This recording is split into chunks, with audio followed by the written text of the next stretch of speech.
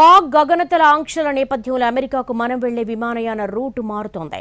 ఢిల్లీ నుంచి మరో నగరానికి వచ్చి అక్కడి నుంచి అమెరికాకు బయలుదేరే అవకాశాలను పరిశీలిస్తోంది. సేమ్ టైం పెరుగుతున్న ఖర్చును కూడా తగ్గించుకోవాలని చూస్తోంది. పెహల్గాం దాడి తర్వాత పాక్ గగనతల ఆంక్షల వల్ల ఎయిర్ ఇండియా ప్రత్యామ్నాయ మార్గాలను అన్వేషిస్తోంది. అమెరికాకు వెళ్లేందుకు రూట్ మారుస్తోంది. ఢిల్లీ నుంచి ఉత్తర అమెరికా నగరాలకు వెళ్లే విమానాలకు ప్రత్యామ్నాయ మార్గాలపై దృష్టి పెట్టింది. ఢిల్లీ నుంచి మరో నగరానికి వచ్చి అక్కడి నుంచి అమెరికాకు బయలుదేరే అవకాశాలను పరిశీలిస్తోంది.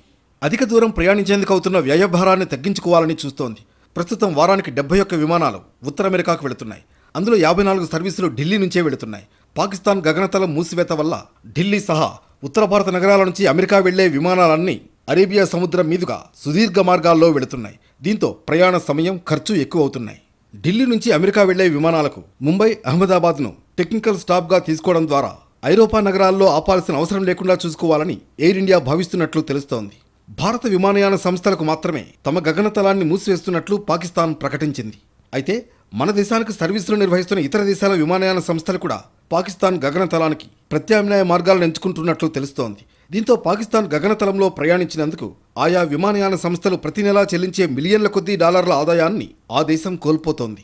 2019 ఫిబ్రవరిలోనూ భారత్తో వివాదం సమయంలోనూ గగనతలంపై నిషేధం విధించిన పాకిస్తాన్ 5 నెలల్లో $10 కోట్ల కోల్పోయింది.